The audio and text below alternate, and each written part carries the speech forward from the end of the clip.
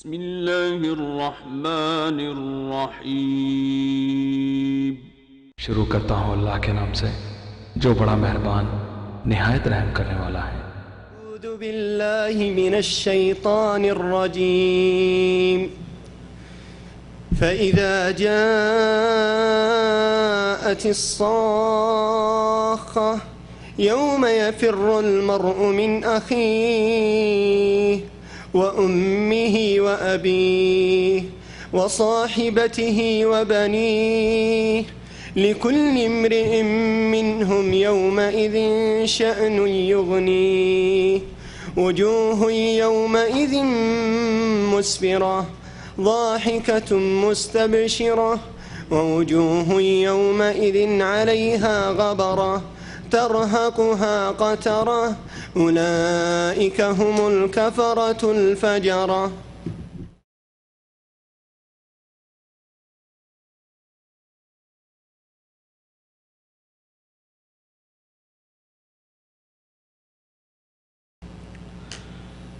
دنیا کے اے مسافر منزل تیری قبر ہے، دنیا کے اے مسافر منزل تیری قبر ہے، طے کر رہا ہے جو تو دو دن کا یہ سفر ہے، دنیا کے اے مسافر منزل تیری قبر ہے۔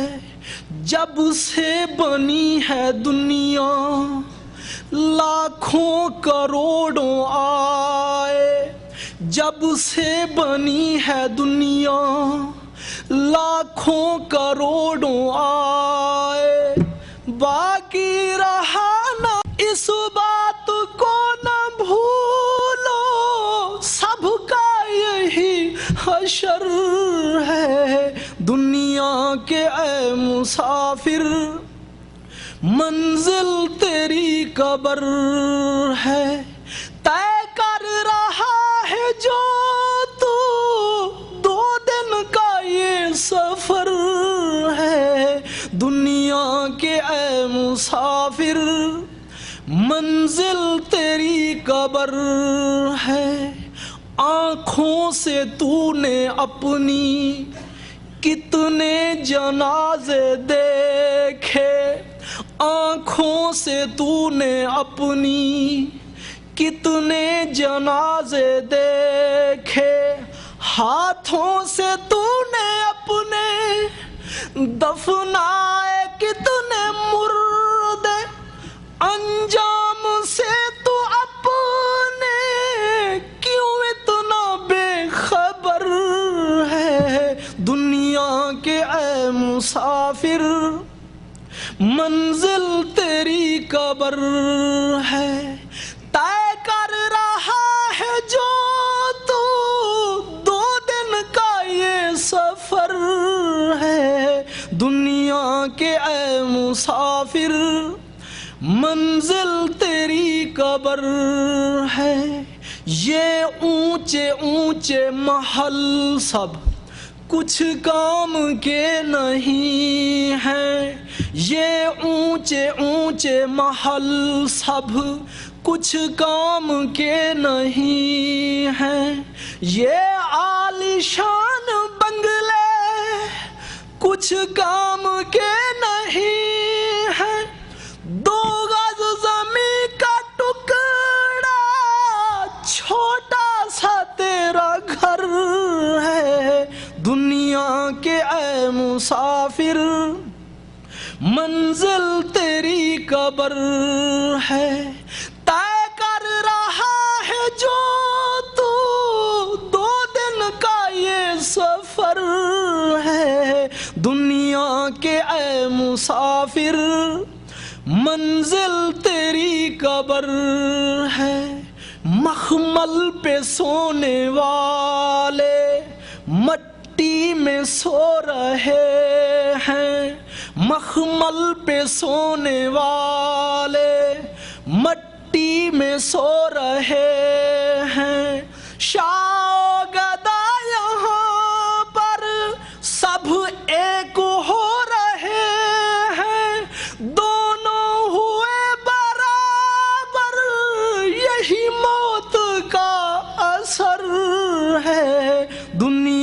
کے اے مسافر منزل تیری قبر ہے طے کر رہا ہے جو تو 2 دن کا یہ سفر ہے دنیا کے اے مسافر منزل تیری قبر ہے مٹی کے پتلے تم کو مٹی میں ہے سمانا مٹی کے پتلے تم کو مٹی میں ہے سمانا ایک دن یہاں پہ آیا ایک دن یہاں سے جانا ایک دن یہاں پہ آیا ایک دن یہاں سے جانا رہنا نہیں یہاں پر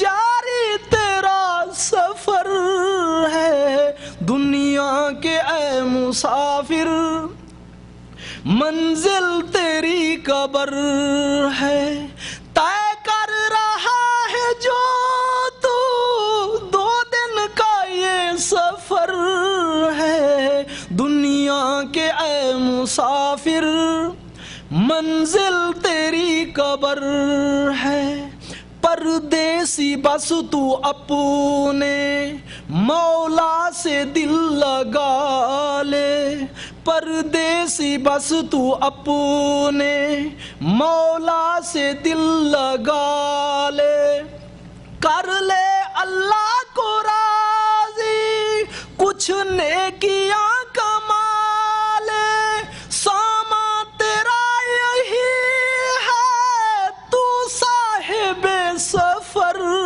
ہے دنیا کے اے مسافر منزل تیری قبر ہے طے کر رہا ہے جو تو 2 دن کا یہ سفر ہے دنیا کے اے مسافر منزل تیری قبر ہے دنیا کے اے مسافر منزل تیری قبر ہے دنیا کے اے مسافر منزل تیری قبر ہے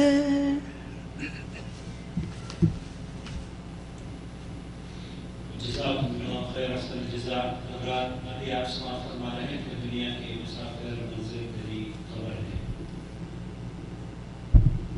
بھائی سلیم ملتانی سے انشاءاللہ تعالی مستقبل میں اس طرح کی آواز اس طرح کی جو پروگرام ہے معمول ٹی وی چینل کا حصہ بنیں گے انشاءاللہ تعالی حضرات اب ہم اپنے خطیب سے پہلے قاری امجد صاحب سے درخواست کر رہے ہیں کہ تشریف لائیں اور اپنے مہمان کا تعارف کرائیں اور استقبالیہ کلمات ہمارے مکتب کی جانب سے حافظ صاحب کی خدمت میں پیش کریں.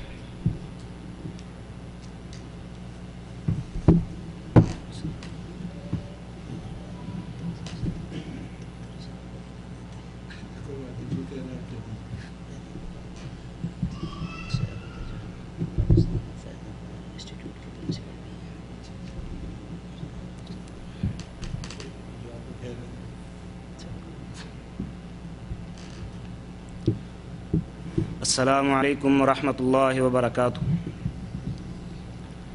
الحمد للہ وحدہ والصلاة والسلام علی من لا نبی بعد. اما بعد فاعوذ باللہ السمیع العلیم من الشیطان الرجیم. بسم اللہ الرحمن الرحیم. قل ان کنتم تحبون اللہ فاتبعونی یحببکم اللہ ویغفر لکم ذنوبکم واللہ غفور الرحیم. صدق اللہ العظیم. اللہ رب العزت کی حمد و ثنا کے بعد بے شمار درود و سلام ہو امام کائنات فخر موجودات حضرت محمد الرسول اللہ صلی اللہ علیہ وسلم کی ذات بابرکات پر معزز سامعین حضرات، قبل اس کے کہ میں آپ کے گوش گزار چند کلمات کروں، لیکن مکتب الجالیات کلو 14 کی طرف سے میں اپنے معزز مہمان فضیلت الشیخ حافظ ہشام الہی ظہیر صاحب کا بہت بہت شکریہ ادا کرتا ہوں کہ انہوں نے ہماری دعوت کو قبول فرمایا اور جدہ کے اندر تشریف لائے۔ محترم حافظ ہشام الہی ظہیر صاحب جو کہ شہید ملت علامہ احسان الہی ظہیر رحمۃ اللہ علیہ کے فرزند ارجمند ہیں، اور ایک بات آپ کے گوش گزار کر دوں، اللہ رب العزت کی ذات بابرکات دنیا کے اندر جن لوگوں کو نوازنا چاہیں، دنیا کی کوئی طاقت اللہ رب العزت کی ذات بابرکات کو نوازنے سے روک نہیں سکتی۔ یہ خاندان جو کہ آپ سب احباب جانتے ہیں، جس طرح کہ فضیلت الشیخ ڈاکٹر فضل الہی صاحب اور ان کے دیگر بھائی، جس بات کا ہو سکتا ہے آپ احباب کو علم نہ ہو کہ اللہ رب العزت کا کتنا بڑا اس خاندان کے اوپر احسان ہے کہ علامہ احسان الہی ظہیر رحمۃ اللہ علیہ جب اس حادثے کے بعد جنت البقیع کے اندر دفن ہوئے تو شہید ملت کے بعد محترم حاجی ظہور الہی صاحب رحمۃ اللہ علیہ جو کہ علامہ احسان الہی ظہیر کے والد محترم تھے، ان کی زندگی کی بھی ایک ہی تمنا تھی کہ اللہ مجھے موت آئے تو قبر میں جگہ ملے تو تیرے نبی کے شہر مدینے کے اندر ملے۔ کل رات محترم حافظ صاحب بتا رہے تھے کہ دادا جان 3 مرتبہ اس طرح ہوا کہ 6 ماہ سعودی عرب کے اندر رہ کے گئے اور سیال کوٹ کے اندر اپنے دیگر دوست احباب کو مل کے آئے اور یہی دعا کروائی کہ بھائیو دعا کرو اللہ مجھے موت دے دے اور جنت البقیع کے اندر قبر کے لیے جگہ عطا فرما دے۔ لیکن جب تیسری دفعہ ادھر پہنچے، 2 مرتبہ واپس چلے گئے، تو سب بزرگ ہنس بھی رہے ہیں کہ آپ ہم سے دعا کروا کے گئے پھر واپس آ گئے۔ تیسری مرتبہ جب ریاض کے اندر ان کا انتقال ہوا تو اللہ رب العزت نے ان کی دعا کو اپنی بارگاہ کے اندر شرف قبولیت سے نوازا اور جنت البقیع کے اندر جگہ عطا فرمائی۔ اور اس سے اور آگے بات کہنا چاہتا ہوں کہ اس خاندان کے اندر اللہ رب العزت نے کتنی اپنی رحمتوں کو بھرپور ان پر نزول فرمایا۔ میرے محترم شیخ حافظ ہشام الہی ظہیر صاحب جب مدینہ یونیورسٹی کے اندر تشریف لائے تعلیم کے لیے تو ادھر مدینہ منورہ کے اندر محترم حافظ صاحب کے بیٹے کا انتقال ہوا، اللہ نے اس کو بھی جنت البقیع کے اندر جگہ عطا فرمائی۔ تو میں اپنے محترم الشیخ حافظ ہشام الہی ظہیر صاحب کا آپ تمام احباب کی طرف سے بہت بہت شکریہ ادا کرتا ہوں اور چند کلمات آپ کے گوش گزار کرنا چاہتا ہوں۔ اللہ رب العزت سے دعا ہے اللہ ہمیں صحیح معنوں میں حق بات کو بیان کرنے کی، سن کر سنا کر اس پر عمل کرنے کی توفیق نصیب فرمائے۔ قرآن مجید فرقان حمید میں سے جس آیت کے چھوٹے سے حصے کو میں نے تلاوت کیا ہے، اس کے اندر اللہ رب العزت کی ذات بابرکات نے ہمیں ایک اصول، ایک دستور دنیا کے اندر زندگی بسر کرنے کے لیے عطا فرمایا، اور اس دنیا کے اندر ہر انسان قدرتی طور پر اور فطرتی طور پر کچھ نہ کچھ چیزوں سے ضرور محبت کرتا ہے۔ کوئی انسان کسی سے پیار اس وجہ سے کرتا ہے کہ یہ انسان خوبصورت سب سے زیادہ ہے، کوئی کسی سے محبت اس وجہ سے کرتا ہے کہ یہ انسان علم کے لحاظ سے بہت زیادہ اس کا مطالعہ وسیع ہے، کوئی کسی سے پیار اس کے جہاد کی وجہ سے کرتا ہے، کوئی کسی سے محبت اس کے حلم کی وجہ سے کرتا ہے، کوئی کسی سے اپنا پیار اپنی محبت کا اظہار اس کے اخلاق کی وجہ سے کرتا ہے، لیکن رب کائنات کی قسم اٹھا کر کہتا ہوں اس دنیا کے اندر اللہ رب العزت کی ذات بابرکات نے سوائے ایک انسان کے کوئی دوسرا انسان پیدا نہیں فرمایا کہ جو انسان اتنی خوبیوں کا حامل ہو، جس کی طبیعت کے اندر حلم بھی موجود ہو، اس کی طبیعت کے اندر عدل بھی موجود ہو، اس کی طبیعت کے اندر جہاد کا شوق اور جذبہ بھی موجود ہو، اگر وہ شخصیت ہے تو وہ محمد الرسول اللہ صلی اللہ علیہ وسلم کی ذات بابرکات ہے۔ اس لیے میں اپنے بھائیوں کو اس بات کی دعوت دینا چاہتا ہوں کہ جو کسی سے محبت اس وجہ سے کرتا ہے کہ اس کی آنکھوں کے اندر شرم و حیا بہت زیادہ ہے، بھائیوں پھر بھی سب سے پہلا جو حق بنتا ہے وہ امام الہدا کا بنتا ہے۔ وہ کس طرح؟ امام کائنات حضرت محمد الرسول اللہ صلی اللہ علیہ وسلم ایک بار حضرت علی رضی اللہ تعالیٰ عنہ کو فرمایا، علی جاؤ چند ساتھی ساتھ لے کے چلے جاؤ اور طے قبیلے کے اندر ایک بت کی پوجا ہوتی ہے، جاؤ اس بت کو گرا دو۔ حضرت علی رضی اللہ تعالیٰ عنہ جب اپنے ساتھیوں کو ساتھ لے کے گئے، اس قبیلے کے اندر پہنچے، اس قبیلے کا سردار چودھری کون ہے؟ حاتم طائی، جس کی سخاوت ضرب المثل کے طور پر مشہور ہے کہ بہت زیادہ سخاوت کرنے والا تھا، وہ خود فوت ہو گیا، اس کا بیٹا عدی زندہ ہے، اپنے علاقے کا چودھری سردار ہے، اپنے علاقے کا چیئرمین ہے۔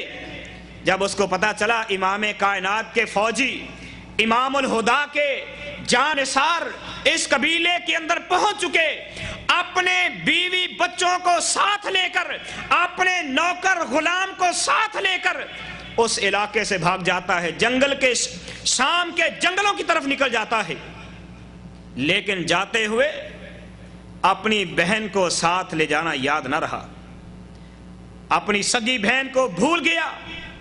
امام کائنات کے صحابہ نے جب قیدیوں کو گرفتار کیا، ان قیدیوں کے اندر حاتم طائی کی بیٹی عدی کی بہن صفاحہ بھی آئی۔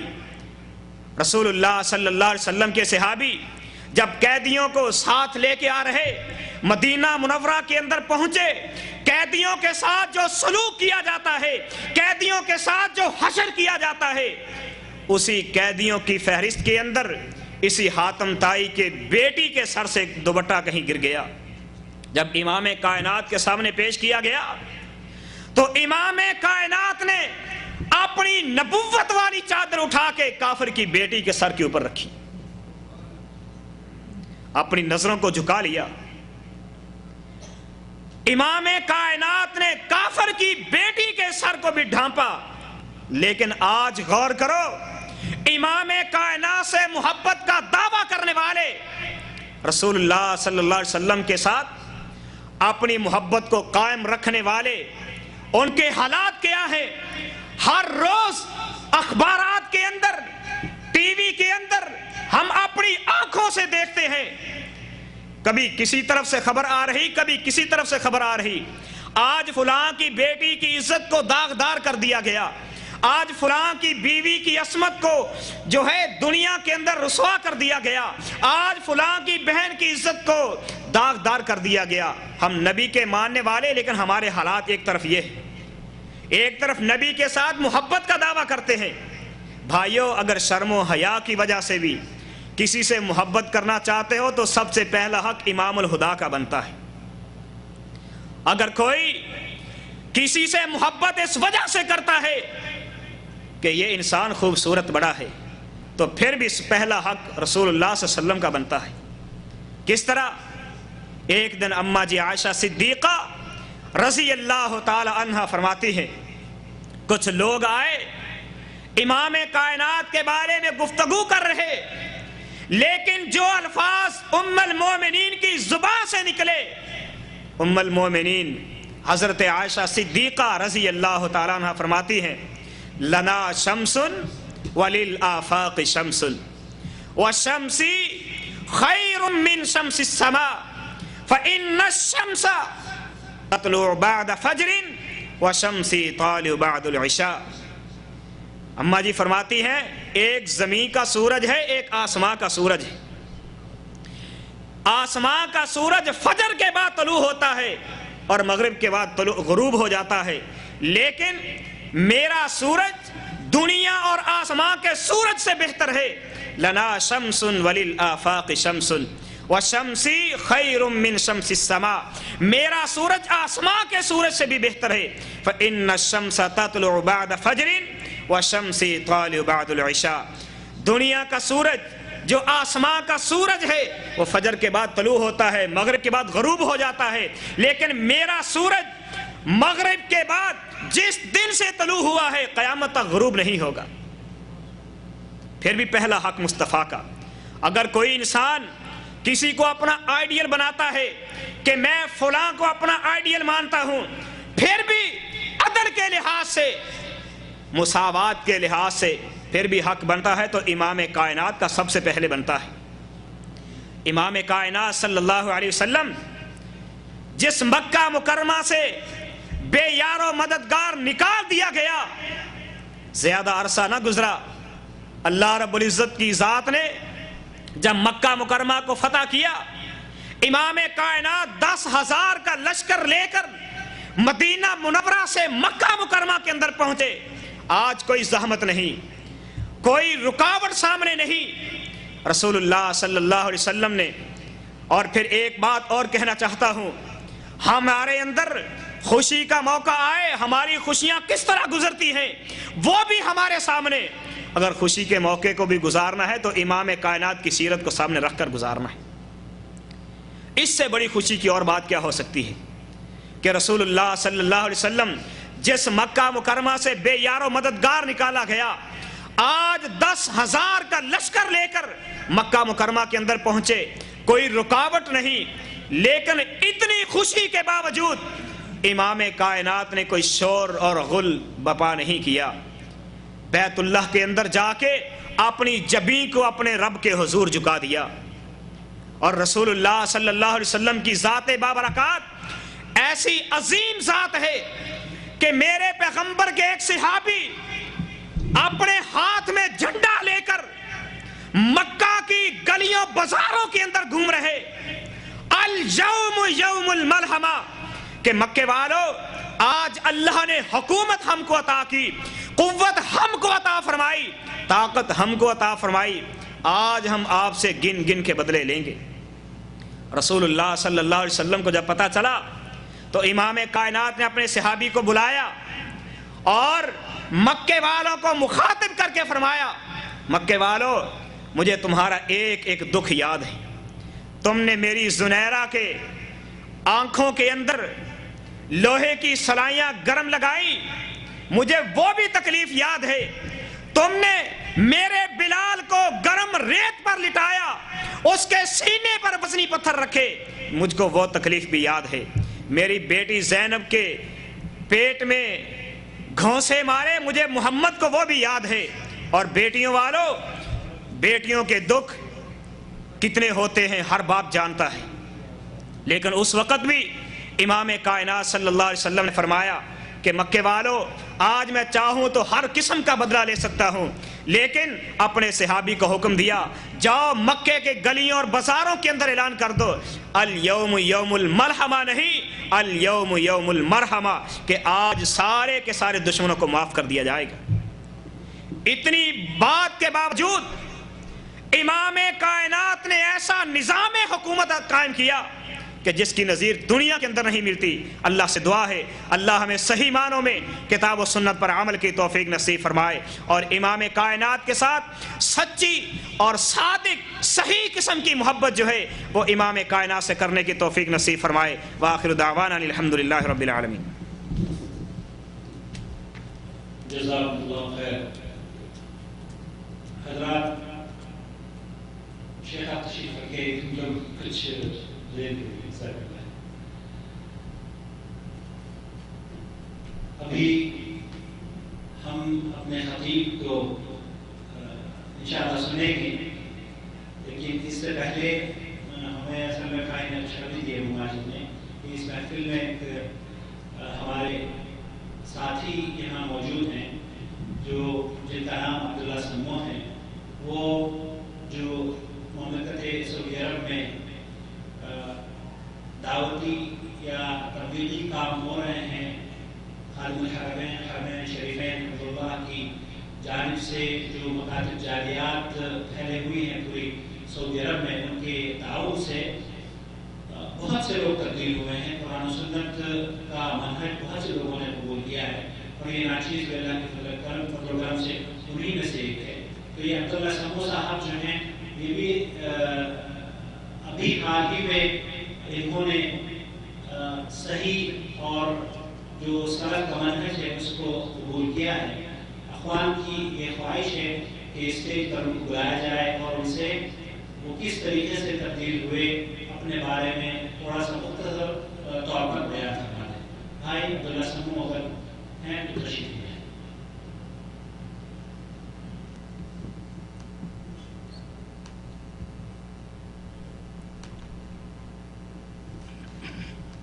السلام علیکم ورحمۃ اللہ وبرکاتہ. ان الحمد للہ نحمده ونستعینه ونعوذ باللہ من شرور انفسنا ومن سیئات اعمالنا. من يهده الله فلا مضل له ومن يضلل فلا هادي له. وأشهد أن لا إله إلا الله وحده لا شريك له وأشهد أن محمدا عبده ورسوله.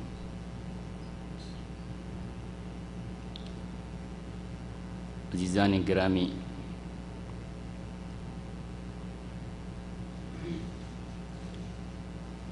جیسا کہ مجھے حکم ہوا ہے کہ میں نے منہج سلفیہ کیسے اور کیوں قبول کیا، اس پہ تھوڑی سی روشنی ڈالوں.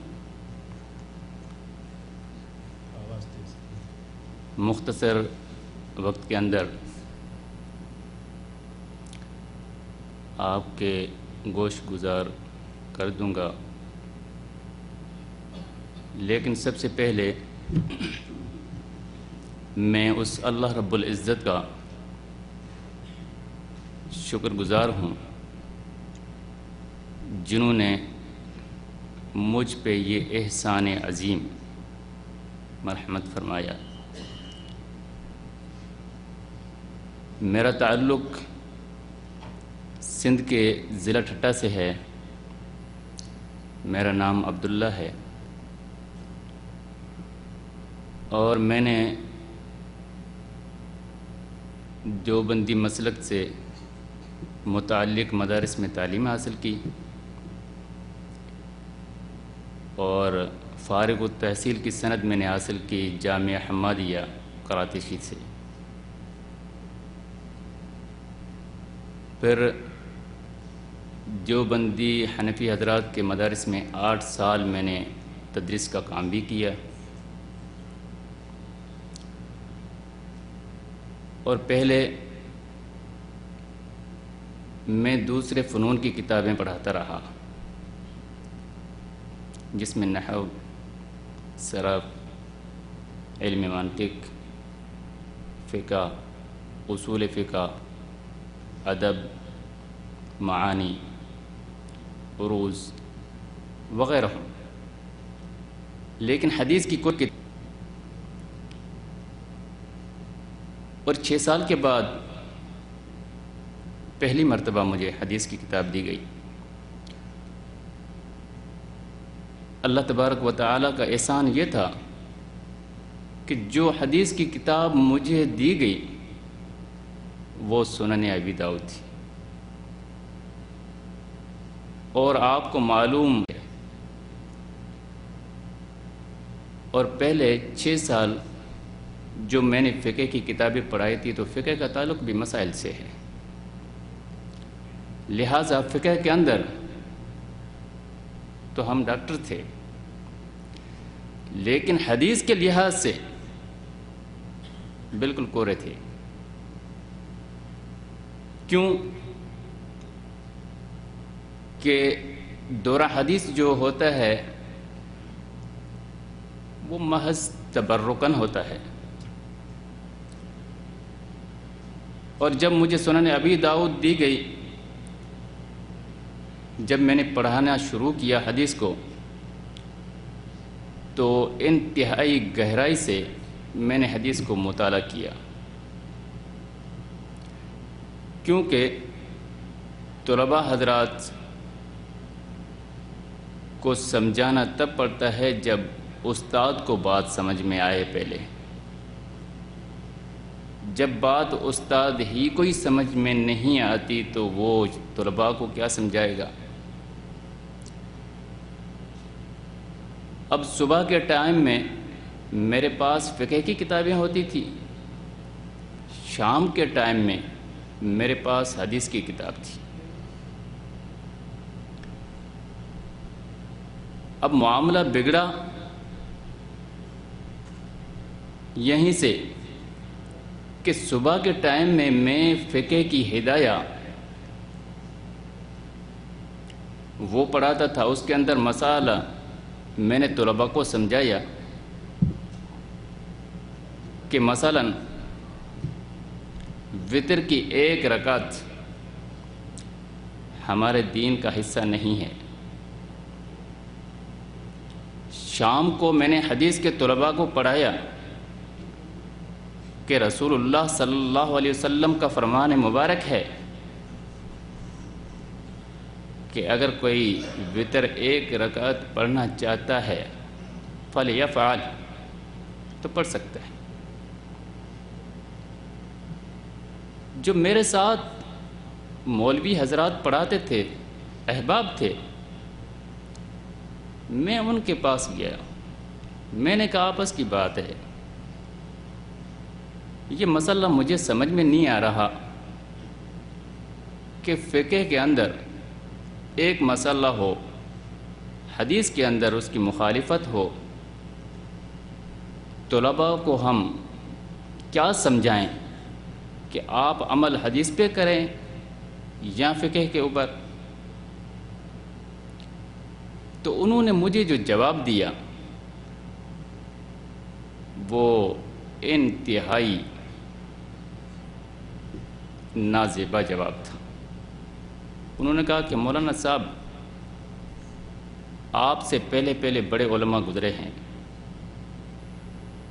بڑے بڑے امام گزرے ہیں، کیا اللہ تبارک و تعالی نے ان کو عقل نہیں دی؟ کیا آپ کا علم ان سے بھی اوپر چڑھ گیا؟ آپ کو اب مسئلہ سمجھ میں آیا ہے کہ یہ فقہ حدیث کی مخالفت کرتی ہے؟ میں نے کہا یہ مسئلہ نہیں ہے، مسئلہ یہ ہے کہ ایک طرف فقہ کے اندر مسئلہ ہے اور اس کے اوپر مہر لگی ہوئی ہے کہ وعلیہ الفتویٰ، اس مسئلے کے اوپر فتویٰ ہے، عمل اس پہ کرنا ہے، بعین ہی وہ مسئلہ حدیث اس کی مخالفت کرتی ہے، اور حدیث بھی مرفوع، ضعیف، موضوع، شاذ یہ نہیں، مرفوع حدیث۔ تو انہوں نے کہا کہ آپ کو تنخواہ ملتی ہے پڑھانے کی، مسائلوں میں الجھنے کی نہیں ملتی، لہٰذا آپ پڑھائیں، مسائل میں الجھے مت۔ تو میں نے کہا کہ بھائی یہ میرے مسئلے کا حل نہیں ہے، جو میں نے آپ سے مشورہ مانگا، اگر آپ صحیح مشورہ دے سکتے ہیں تو دیں، نہیں تو مجھے مزید پریشان نہ کریں۔ تو پھر انہوں نے جا کر دفتر میں شکایت کی کہ یہ اہل حدیث کا ایجنٹ ہے اور طلباء کو تلقین کرتا ہے کہ بھائی حدیث پہ عمل کرو، فقہ کو چھوڑ دو۔ ایک مرتبہ پیشی ہوئی، دوسری مرتبہ ہوئی، تیسری مرتبہ جب مجھے بلایا گیا تو انہوں نے کہا کہ بھائی آپ کا مقصد کیا ہے، وضاحت کرو۔ اگر آپ مدرسے کا ناظم اعلیٰ بننا چاہتے ہیں یا کوئی اور عہدہ لینا چاہتے ہیں یا جو بھی آپ کا مقصد ہو وہ واضح کریں، لیکن یہ فتنہ مت پھیلائیں، انتشار نہ ڈالیں شاگردوں میں۔ میں نے کہا کہ یہ فتنہ نہیں ہے، مسئلہ صاف ہے۔ کہا کہ بھائی یہ مسئلہ اہل حدیث کا ہے، وہ کہتے ہیں کہ حدیث پہ عمل کرو، ہم لوگوں کا یہ مسئلہ نہیں ہے، ہم اس بات کی دعوت کسی کو بھی نہیں دیتے، کیونکہ حدیث اور قرآن سے سارے مسائل نچوڑ کے ہم نے فقہ میں رکھ دیے۔ میں نے کہا کہ اب نعوذ باللہ حدیث کام کی نہیں رہی، کتاب اللہ کام کا نہیں رہا، صرف اور صرف فقہ کام کی ہے۔ لیکن میں نے ان سے پوچھا کہ بھائی وہ جو نچوڑ آپ نے فقہ میں رکھا ہے وہ کس کتاب اللہ اور کس حدیث کا نچوڑ ہے؟ یہ جو فقہ ہے وہ تو ساری کتاب اللہ اور سنت کی مخالف ہے، تو نچوڑ کس چیز کا ہے یہ؟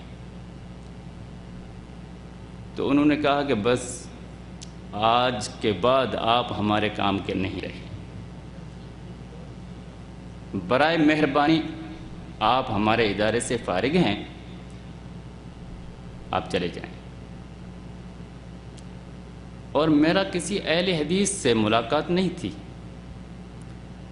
مجھے یہ بھی معلوم نہیں تھا کہ اہل حدیث کا مسلک، منہج، اس کا موقف کیا ہے، لیکن میں نے اپنے دل کے اندر یہ عزم کر کے پھر میں وہاں سے نکلا کہ میں ایک چھوٹا سا ادارہ قائم کروں گا، مدرسہ بناؤں گا، جس کے اندر صرف اور صرف کتاب اللہ اور سنت کی تعلیم دی جائے گی انشاءاللہ۔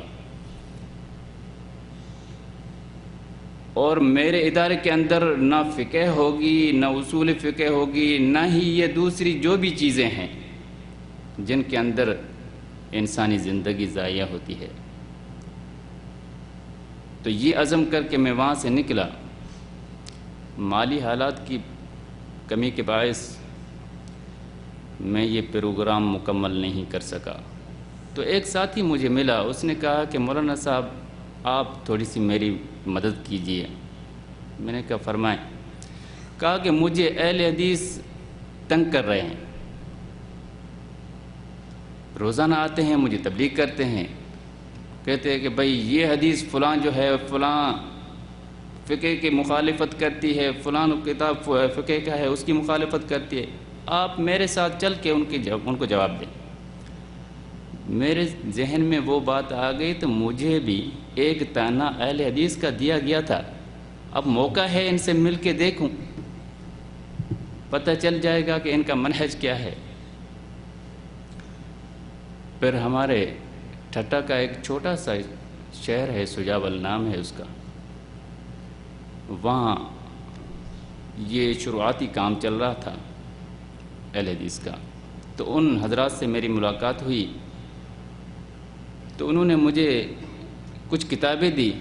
میں نے کہا کہ بھائی آپ نئے لوگ ہیں، آپ کے اکابرین جو ہیں ان سے میری ملاقات کروائیے۔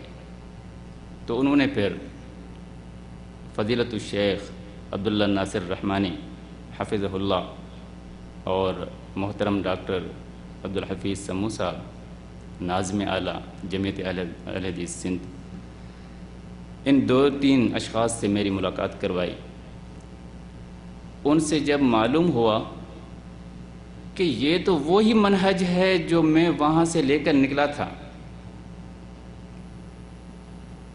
اور ہمارے منہج کے اتفاق ہونے کی وجہ سے انہوں نے کہا کہ بھائی آپ ہمارے بھائی ہیں، ہمارا بھی وہی پروگرام ہے جو آپ کا ہے۔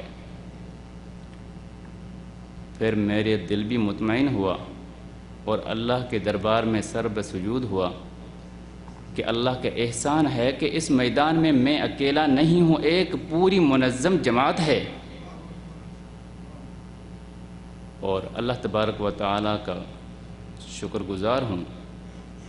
اور اب سجاول کے شہر جو کہ ایک حنفیت کا گڑھ ہے، وہاں الحمدللہ ہمارا ایک چھوٹا سا مرکز ہم نے قائم کیا ہوا ہے مسلک سلفیہ کا۔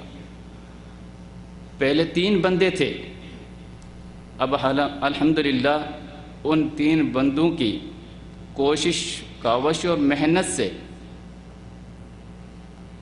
150 افراد مسلک سلفیہ قبول کر چکے ہیں، اور الحمدللہ یدخلون فی دین اللہ افواجا، وہی عمل وہاں جاری و ساری ہے، اور وہ دن دور نہیں ہے کہ پہلے سجاول جو حنفیت کا گڑھ تھا، اور اب مستقبل میں انشاءاللہ العزیز یہی سجاول مسلک سلفیہ کا گڑھ ہوگا انشاءاللہ۔ تو میں آپ حضرات سے بھی دعا کی درخواست کروں گا کہ اللہ جل شانہ ہمیں توفیق دے، تبلیغ کی ہمت دے اور استقلال دے، اس کے ساتھ ساتھ اسی صراط مستقیم پر ہمیں استقامت بھی عطا فرمائے، اور آخرت ہمارا جو خاتمہ ہو وہ بھی کلمہ طیبہ پر ہو، اور سنت نبوی کے اوپر ہماری پوری زندگی اللہ تبارک و تعالی عمل کرنے کی توفیق عطا فرمائے کتاب اور سنت پر۔ اور آخر میں یہ بھی دعا کریں گے کہ اللہ رب العزت مسلمانوں کو دین کی سمجھ دے اور کتاب اللہ اور سنت پہ عمل کرنے کی ان کو توفیق عطا فرمائے۔ وما علینا الا البلاغ المبین۔ جزاک اللہ خیر۔ اللہ رب العالمین بھائی کو جزائے خیر دے، استقامت دے۔ اور اب ہم اپنے مہمان خطیب فضیلت شیخ حافظ ہشام الہی سے بلا توقف درخواست کر رہے ہیں کہ تشریف لائیں اور اپنے خطاب سے مستفید فرمائیں۔ فلیتفضل فضیلت شیخ حافظ ہشام الہی۔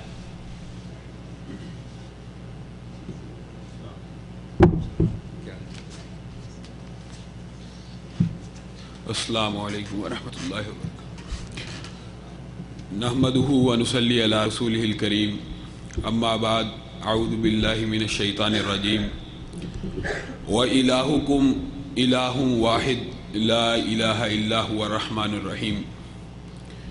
قبل اس کے کہ میں اپنے موضوع کی طرف آؤں، میں آپ ساتھیوں کا، دوستوں کا، احباب کا شکریہ ادا کرتا ہوں، اور خاص طور پہ قاری امجد صاحب کا کہ انہوں نے مجھے اچانک مکہ سے پکڑا اور جدہ تک لے آئے۔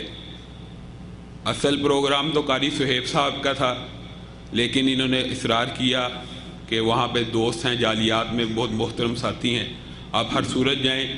پاکستان میں جو میری ذمہ داری ہے، میں جمعیت اہل حدیث پاکستان کا سیکرٹری اطلاعات ہوں، اور میرے جو بڑے بھائی ہیں حافظ ابتسام الہی ظہیر، وہ ناظم اعلیٰ ہیں جمعیت اہل حدیث پاکستان کے۔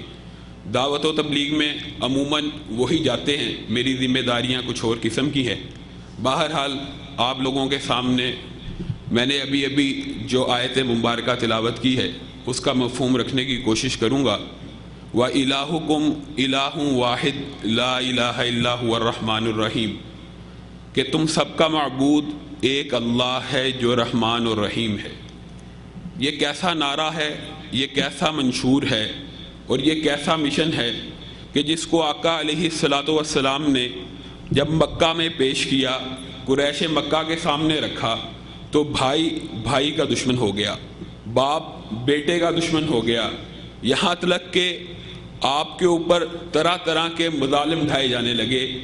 اور یہاں اسی پر بس نہ ہوا، بلکہ انہی قریش مکہ میں سے ایک آدمی ابو جہل کو فرعون ہذہ الامہ کا لقب دیا گیا. وہ اس نعرے میں کون سی ایسی چیز ہے, کون سی ایسی بات ہے کہ جس کی وجہ سے آپس میں اختلاف پڑ گئے, برادریاں ٹوٹ گئی, قبیلے الگ الگ ہو گئے؟ ہمیں اقوال صحابہ سے, قرآن پاک کے مطالعے سے اور سورۃ فاتحہ کی تفسیر سے یہ بات سمجھ آتی ہے کہ توحید کی 3 قسمیں ہیں. نمبر 1 توحید ربوبیت, نمبر 2 توحید الوہیت, اور نمبر 3 توحید فی الاسماء والصفات. اب آقا علیہ الصلوۃ والسلام کس توحید کی دعوت لے کے آئے, یہ بات ہم نے سمجھنا ہے. توحید ربوبیت کا مطلب کیا ہے؟ توحید ربوبیت کا مطلب یہ ہے کہ اللہ رب العزت تمام کائنات کی نشو و نما کر رہا ہے, تمام کائنات کی تربیت کر رہا ہے. ایک بچہ ہے, چھوٹا ہے, عمر میں چھوٹا تھا, قد بھی چھوٹا تھا, عمر بڑھتی چلی گئی, قد بڑھتا چلا گیا. یہ جو تربیت کا خود کار نظام ہے, یہ جو سسٹم ہے, یہ کیسے چل رہا ہے؟ آپ نے کبھی غور کیا؟ آپ بال کٹواتے ہیں, آپ ناخن کٹواتے ہیں, کچھ عرصہ گزر جاتا ہے, آپ کے بال بڑھ جاتے ہیں, ناخن بڑھ جاتے ہیں. ایک کسان زمین میں ایک دانہ بوتا ہے, کچھ عرصہ گزرتا ہے, وہ دانہ زمین کا سینہ پھاڑتے ہوئے باہر آ جاتا ہے اور پودے کی شکل اختیار کر لیتا ہے. ایک ہی قسم کے انڈوں سے کچھ ایسے جانور نکلتے ہیں جو فضائے بسیط میں اڑنا شروع کر دیتے ہیں, کچھ ایسے ہیں جن میں اڑنے کی صلاحیت نہیں. کون ہے جو ان پرندوں کو فضا میں اڑنا سکھاتا ہے؟ یہ تمام کا تمام نظام, یہ تمام کی تمام تربیت, اس کائنات کو چلانے کی, اس کا تمام باتوں کا ذمہ دار کون ہے؟ ایک اللہ. اور اس کو کہتے ہیں توحید ربوبیت, یعنی کائنات کا پالنہار, خالق, مالک ایک اللہ رب العزت ہے. اب ہم نے سمجھنا یہ ہے کہ آقا علیہ الصلوۃ والسلام نے اس توحید کی دعوت کفار مکہ کو دی تھی, قریش مکہ کو کیا اس توحید کی دعوت دی تھی؟ میں یہ بات برملا کہنا چاہتا ہوں, خدا کی قسم ہے, توحید ربوبیت یاد رکھیے گا. دنیا میں جتنے بھی مذاہب آئے, جن کو سامی مذاہب کہا جاتا ہے, یعنی جن کی اصل اللہ رب العزت کی کوئی نازل کردہ کتاب ہوتی ہے, ان میں سے کوئی مذہب ایسا نہیں جو توحید ربوبیت کا انکار کرتا ہو. حتیٰ کہ آپ یہاں پر انڈیا کے ساتھ ہی بیٹھے ہیں, آپ لوگ سمجھتے ہیں کہ ہندو توحید ربوبیت کا منکر ہے. نہیں, ہرگز نہیں. ہندوؤں کے اندر بھی وننس آف گاڈ کا تصور موجود ہے, ایک پرماتما ہے, ایک ایشور ہے. ایک نہ ایک سپر پاور دنیا کے تمام مذاہب میں موجود ہے. صرف ایک خطہ ایسا ہے جو توحید ربوبیت کو نہیں مانتا. وہ کون لوگ ہیں؟ جو ملحد ہیں. رشیا کا جو گروپ ہے ملحد, ان کے ہاں اللہ کا تصور ہی نہیں, اللہ کا کنسیپٹ ہی نہیں, اس لیے وہ اللہ رب العزت کو مانتے ہی نہیں. لیکن دنیا کے باقی جتنے بھی مذاہب ایک سپر نیچر کو یا سپر نیچرل پاور کو مانتے ہیں, وہ توحید ربوبیت کے منکر نہیں.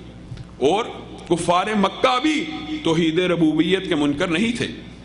یہ بات میں اپنی طرف سے نہیں کہہ رہا, یہ بات قرآن پاک سے ثابت ہوتی ہے. اور اس کے علاوہ اس کے تاریخ میں بھی حوالے موجود ہیں. پہلے میں چند تاریخی حوالے آپ کے سامنے رکھنا چاہتا ہوں. آقا علیہ الصلوۃ والسلام کے والد کا کیا نام تھا؟ آقا علیہ الصلوۃ والسلام کے والد کا نام کیا تھا؟ عبداللہ, اللہ کا بندہ. آپ کو پتا ہے مکہ میں ایک مرتبہ حملہ ہوا, ہاتھیوں والے چڑھ آئے. اس وقت قریش نے کیا کہا تھا؟ جس کا گھر ہے وہ خود اس کی حفاظت کرے گا. نبی کریم کے خود باپ, ان کا نام عبداللہ. اللہ کا تصور موجود نہیں تو نام عبداللہ کیوں رکھا جا رہا ہے؟ اللہ کا تصور موجود نہیں تو حاجیوں کی خدمت کیوں کی جا رہی ہے؟ اللہ کا تصور موجود نہیں تو لشکر کا مقابلہ نہیں کیا جا رہا. کہا یہ جا رہا ہے جس کا گھر ہے خود حفاظت کرے گا. اور اس کے بعد قرآن پاک میں اللہ رب العزت ارشاد فرماتے ہیں, اَمَّن یملک السمع والابصار. ان قریش مکہ سے پوچھئے کہ کون ہے جو آپ کی قوت سامعہ اور قوت باصرہ کا مالک ہے؟ کون ہے جو مردوں کو زندہ کرتا ہے اور زندوں کو مارتا ہے؟ وہ کیا کہیں گے؟ ایک اللہ. اور اسی پر بس نہیں, قُلْ لِمَنِ الْأَرْضُ وَمَنْ فِيهَا. اے اللہ کے نبی, آپ ان کفار مکہ سے ذرا پوچھئے تو صحیح، ان قریش مکہ سے ذرا پوچھئے تو صحیح کہ زمین و آسمان کی بادشاہی کس کے لیے ہے؟ وہ جواب میں کیا کہیں گے؟ اللہ رب العزت کے لیے۔ اور اسی پر بس نہیں کیا، اللہ رب العزت نے آقا علیہ السلام کو کہا پوچھئے قل من رب السماوات السبع ورب العرش العظیم، کون ہے جو 7 آسمانوں کا رب ہے اور عرش عظیم کا رب ہے؟ کفار مکہ، قریش مکہ کیا جواب دیں گے؟ ایک اللہ ہے۔ پھر بتائیے اختلاف کیا تھا؟ جنگ بدر کیوں لڑی گئی؟ جنگ احد کا مارکہ کیوں بابا ہوا؟ بائی بائی کو کاٹ رہا۔ اور ایک واقعہ ذہن میں آ گیا، حضرت ابو بکر کے بیٹے نے ایک مرتبہ ان کو کہا تھا بابا مارکے میں آپ میرے سامنے کئی مرتبہ آئے لیکن میری تلوار اس لیے نہ اٹھی کہ میرے باپ ہیں۔ ابو بکر نے جواب میں کہا تھا رضی اللہ تعالیٰ عنہ، خدا کی قسم میری نگاہیں اگر تلاش کرتی تھی تو تجھ کو تلاش کرتی تھی کہ اپنی تلوار سے تیری گردن کاٹ دوں اور اللہ کے ہاں سرخرو ہو جاؤں۔ وہ کون سی توحید تھی؟ سنیے، وہ توحید الوہیت تھی۔ توحید الوہیت کا مطلب کیا ہے؟ توحید الوہیت کا مطلب یہ ہے کہ عبادت کے جتنے افعال ہیں، عبادت کے جتنے افعال ہیں، عبادت کے جتنے اعمال ہیں، خواہ وہ ذکر کی شکل میں ہو، نظر کی شکل میں ہو، نیاز کی شکل میں ہو، سجدے کی شکل میں ہو، رکوع کی شکل میں ہو، روزے کی شکل میں ہو، حج، عمرہ، عبادت کے جتنے بھی اعمال ہیں اور جتنے بھی افعال ہیں وہ صرف کس کے لیے ہونے چاہیے؟ ایک اللہ رب العزت کے لیے۔ اور یہی اختلاف تھا، اور یہی قریش مکہ میں اور عقیدہ توحید میں اختلاف ہے۔ عام لوگ سمجھتے ہیں کہ ہم توحید کی بات کرتے ہیں، بریلوی بھائیوں سے بات ہوتی ہے، دیوبندی بھائیوں سے توحید فی الاسماء والصفات جو آگے آئے گا انشاءاللہ اس کے بارے میں گفتگو ہوگی، وہ کہتے ہیں بھائی ہم یہ تمام باتیں مانتے ہیں، آپ ہمارے پیچھے کیوں پڑے ہوئے ہیں؟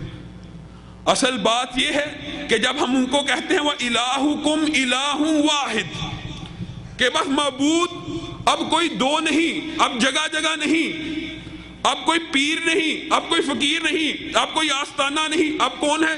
وَإِلَٰهُكُمْ إِلَٰهٌ وَاحِدٌ لَا إِلَٰهَ إِلَّا هُوَ الرَّحْمَٰنُ الرَّحِيمُ۔ پھر وہ کیا جواب میں کہتے ہیں؟ وہی جواب جو قریش مکہ کا ہے، اجعل الآلہۃ الہ واحدہ ان ھذا لشیء عجاب، کیا ہم جو جگہ جگہ صرف مکے میں 313 رکھے ہوئے، خانہ کعبہ کے اندر 313 رکھے ہوئے ہیں، ان کی تمام کی پوجا چھوڑ دیں اور ایک اللہ کو پکارے؟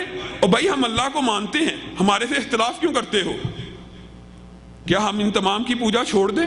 ہم بھی کبھی کسی بریلوی بھائی کو کہیں نا یہ جگہ جگہ سجدہ کرنا چھوڑ دو، خدا کی قسم یہ جواب دیتے ہیں۔ کئی مرتبہ بات ہوئی، کہتے ہیں یار اللہ کو مانتے ہیں، یار حافظ صاحب آپ کیا گفتگو کر رہے ہیں، اللہ کو مانتے ہیں، ہم بھی مانتے ہیں، آپ بھی مانتے ہیں، آپ ہمارے پیچھے پڑ گئے ہیں، وہ ایک وسیلہ ہے، ذریعہ ہے۔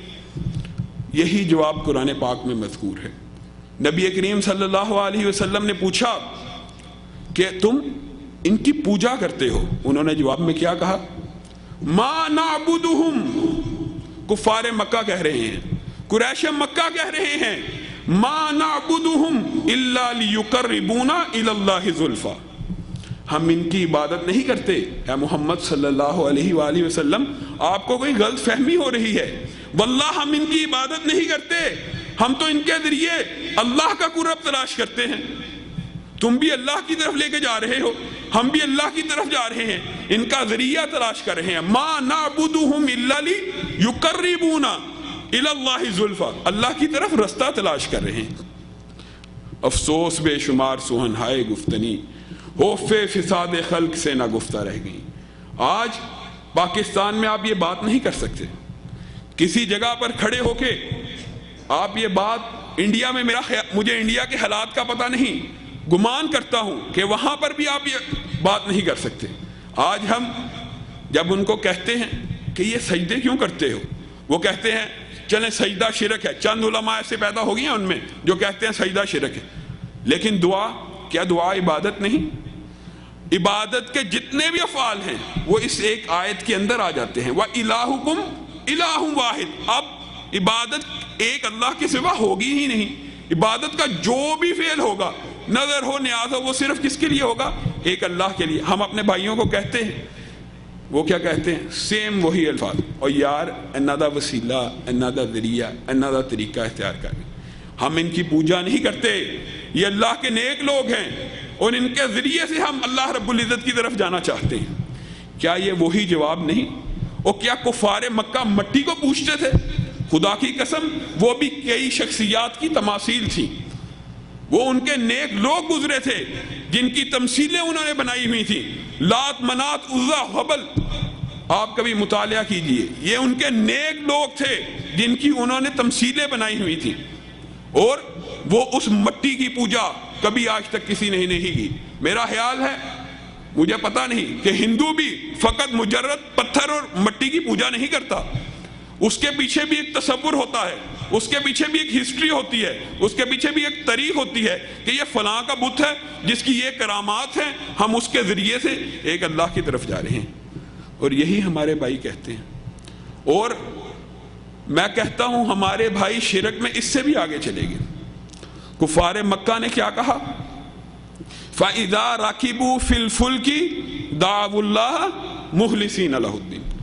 جب وہ کشتی میں بیٹھتے، کشتی اب گرداب میں پھنس جاتی، طوفان آ جاتا، تو وہ کیا کرتے؟ فوراً دعوا اللہ مخلصین لہ الدین، فوراً شرک کو بیچ میں سے نکال دیتے اور سیدھا ایک اللہ سے مانگنا شروع کر دیتے کہ اللہ اب بچا دے، اب بچا دے. اور جب خشکی پہ پہنچتے پھر شریک بنا لیتے. دوسری طرف عالم کیا ہے ہمارے ہاں؟ جب گرداب میں پھنستی ہے کشتی تو تب بچاتا ہے معین الدین چشتی، نعوذ باللہ. یہ ہمارے ہاں شعر ہیں.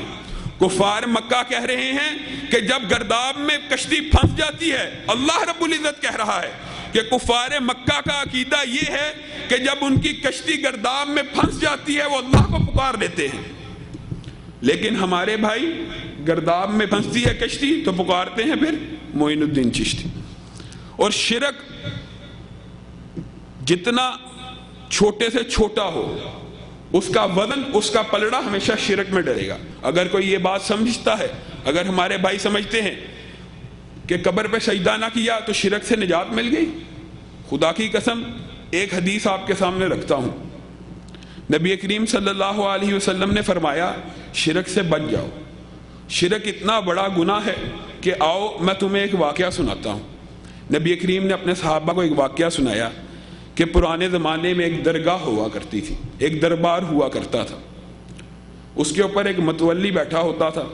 جو بھی شخص اس کے قریب سے گزرتا تھا وہ کہتا تھا بھائی اس شہر کے اندر جانا ہے تو اس درگاہ پر چڑھاوا چڑھا کے جاؤ. اب دو شخص آئے، وہ اس درگاہ سے گزرے. متولی نے ان کو حسب عادت کہا بھائی ادھر چڑھاوا چڑھا کے جاؤ. ایک آدمی نے کہا یار میرے پاس تو کچھ بھی نہیں، میں کیا چیز چڑھاوا چڑھاؤں؟ اس نے کہا یار خیالی طور پہ ایک مکھی کو پکڑو اور اس کو اس درگاہ کی اوپر قربان کر دو. اس نے قربان کر دی، اس نے داخلے کی اجازت دے دی. دوسرا شخص وہ مخاطب ہوا متولی سے. متولی نے کہا بھائی داخل ہونا ہے تو کوئی چیز قربان کرنی پڑے گی. اس نے کہا بھائی میرے پاس بھی کوئی چیز نہیں. اس نے کہا بھائی ایک مکھی کو پکڑو اور اسی کو اس کی درگاہ پہ قربان کر دو. اس نے کہا، اس نے سوچا اور کہا کہ مکھی کے دو پر ہوتے ہیں، مکھی کے سینے میں بھی ایک دھڑکتا ہوا دل ہوتا ہے، اور مخلوق کو کبھی مخلوق کے آستانے پر قربان نہیں کیا جا سکتا. مخلوق جب بھی قربان ہوگی خالق کے آستانے پر قربان ہوگی. اس نے کہا جا میں اس مکھی کو قربان نہیں کرتا، تو سمجھتا ہے یہ چھوٹی سی مخلوق ہے. اس نے اس کی گردن کو تن سے جدا کر دیا.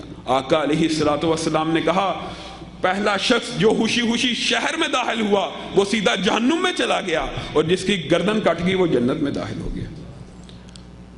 شرک سے اتنا بچنا چاہیے کہ شرک چھوٹے سے چھوٹا کیوں نہ ہو، بس آپ نے یہ بات اپنے ذہن میں رکھ لینی ہے.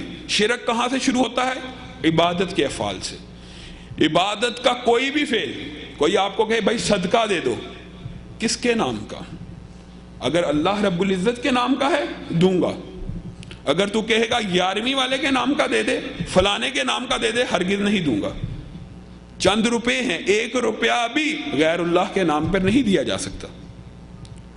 اسی طرح توحید کی جو تیسری قسم ہے وہ توحید فی الاسماء والصفات ہے. توحید فی الاسماء والصفات کے حوالے سے خاص طور پہ برے صغیر میں بہت سے اشکالات پائے جاتے ہیں. توحید فی الاسماء و صفات کا مطلب کیا ہے؟ جس طرح اللہ رب العزت اپنی ذات میں لا شریک ہے، اسی طرح اپنی صفات میں لا شریک ہے۔ ہمارے ہاں مدارس میں دو عقیدے پڑھائے جاتے ہیں۔ بریلویوں کے ہاں آپ مدرسے میں پڑھیں، وہاں پہ کتاب کھولیں، پہلا صفحہ عقیدے کا کیا لکھا ہوتا ہے؟ اللہ رب العزت کی ذات کے بارے میں۔ اللہ رب العزت کہاں ہے؟ نعوذ باللہ لکھا ہوتا ہے اللہ آگے بھی ہیں، پیچھے بھی ہیں، اوپر بھی ہیں، نیچے بھی ہیں، متصل ہے عالم کے، منفصل ہے عالم سے، یعنی ہر چیز ہی اللہ ہے، ہر جگہ ہی اللہ ہے۔ یہ عقیدہ بھی غلط۔ کیوں؟ اللہ رب العزت قرآن پاک میں ارشاد فرماتے ہیں الرحمن علی العرش استوى، اللہ رب العزت اپنے عرش پر متمکن ہے، اللہ رب العزت اپنے عرش پر متمکن ہے۔ اور دوسرا عقیدہ جو ہمارے ہاں پایا جاتا ہے وہ کیا ہے؟ دیوبندی بھائیوں کے ہاں نہ آگے ہیں نہ پیچھے ہیں، نہ اوپر ہیں نہ نیچے ہیں، نہ دائیں ہیں نہ بائیں ہیں، نہ متصل ہے عالم کے نہ منفصل ہے عالم سے، نعوذ باللہ ہے ہی نہیں۔ یہ عقیدہ بھی غلط۔ الرحمن علی العرش استوى، اللہ رب العزت کہاں پر ہیں؟ اپنے عرش پر متمکن ہیں۔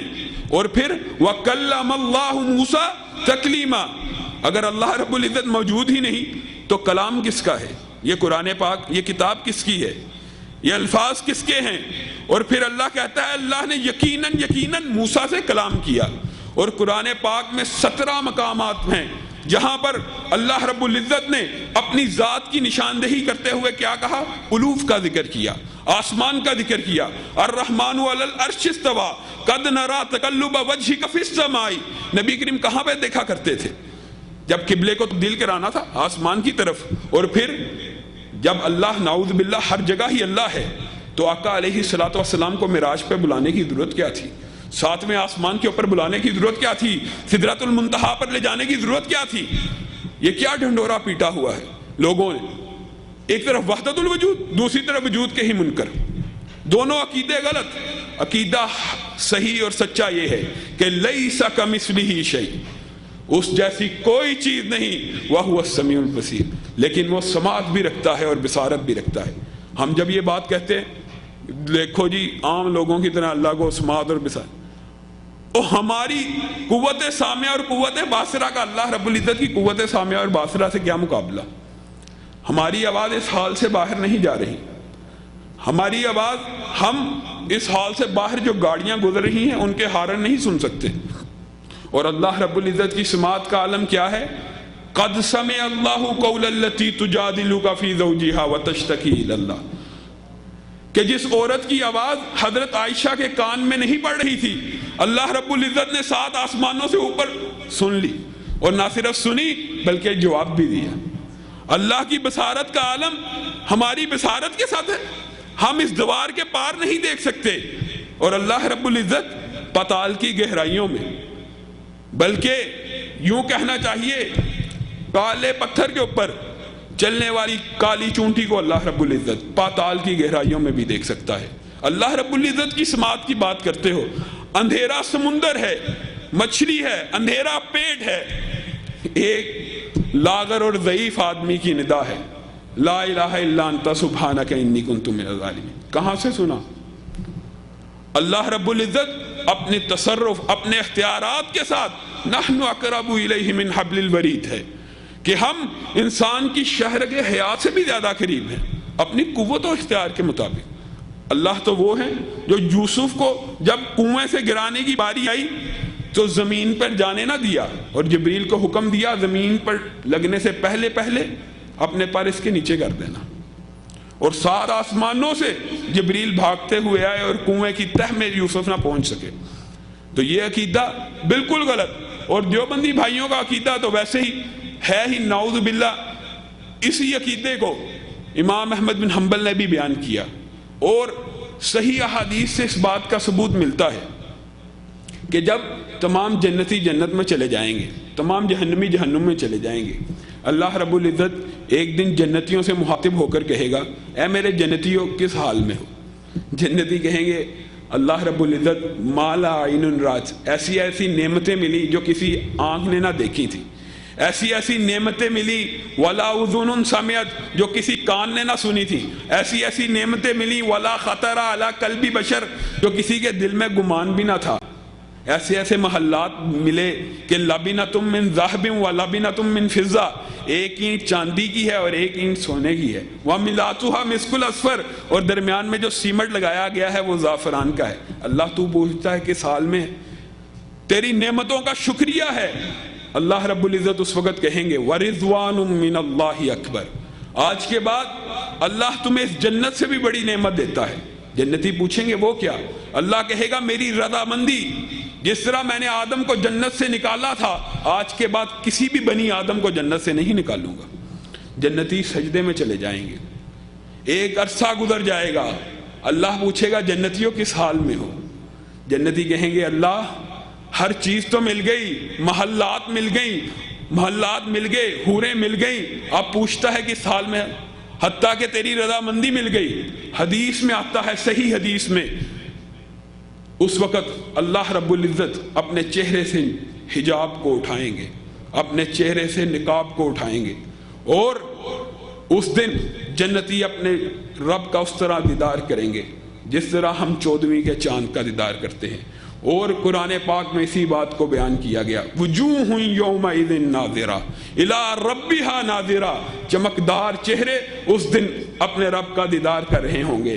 وافضل النعیم زیارۃ العزیز الحمید، اور دنیا کی تمام نعمتوں سے بڑی نعمت اللہ رب العزت کے چہرے کا دیدار ہے۔ وفی ذلک فلیتنافس المتنافسون، اور یہی وہ مجال ہے، یہی وہ رستہ ہے جس میں ہمیں اور آپ تمام بھائیوں کو محنت کرنی چاہیے کہ اللہ رب العزت ہمیں اپنے چہرے کا دیدار کروائے۔ وآخر دعوانا ان الحمدللہ رب العالمین۔ جزاک اللہ خیر، احسن الجزاء۔ تشریف رکھیے شیخ، ابھی قدر میں باقی ہیں کچھ سوال میں تو تحریری طور پر تشریف دیجیے۔ حضرات ابھی آپ سماعت فرما رہے تھے حضرت شیخ شام الہی رضی اللہ کو توحید کی اقسام کے بارے میں آپ نے نہایت ہی مدلل مختصر سا خطاب سماعت فرمایا ہے۔ یہ وہ عنوان ہے جس کی وجہ سے اللہ رب العالمین نے اس کائنات کو پیدا فرمایا، اور یہی وہ پیغام ہے جس کی بعثت کے لیے تمام انبیاء کو بھیجا گیا۔ اللہ رب العالمین فرید شیخ کی عمر دراز فرمائے اور اس پیغام کو جیسا کہ آپ کے والد محترم نے دنیا میں عام کیا، اس سے بھی بڑھ کر اللہ رب العالمین توفیق عطا فرمائے کہ قرآن و سنت کی نشر و اشاعت کی مزید آپ خدمت کر سکیں۔ میں جدہ دعوت سینٹر سلامہ اور مکتب تعاونی شرق جدہ کی اور 12 کے ذمہ داران کی جانب سے شیخ کا شکریہ ادا کرنا چاہتا ہوں کہ ہماری درخواست پر یہاں تشریف لائے۔ اللہ رب العالمین آپ کی اس تشریف آوری کو آپ کے موازین حسنات میں اضافے کا ذریعہ بنائے۔ حضرات میں آپ تمام کا بھی شکریہ ادا کرنا چاہتا ہوں کہ بہت ہی شارٹ نوٹس پر آپ لوگ یہاں تشریف لائے ہیں۔ اللہ رب العالمین آپ کی اس مجلس پر رحمتوں کا نزول فرمائے اور ہمارے اس اجتماع کو اپنی رضا مندی کا ذریعہ بنائے۔ اللہ رب العالمین ہمیں ہماری جدوجہد جو یہاں ہو رہی ہیں ان کو شرف قبولیت عطا فرمائے۔ اگر کسی بھائی کے پاس کوئی سوال ہو تو پیش کر دے، ورنہ اسی پر ہم آج کی اپنی اس مجلس کا اختتام کرتے ہیں۔ جزاکم اللہ خیر، احسن الجزاء۔ سبحانک اللہم و بحمدک، اشہد ان لا الہ الا انت، استغفرک و اتوب الیک۔ السلام علیکم ورحمۃ اللہ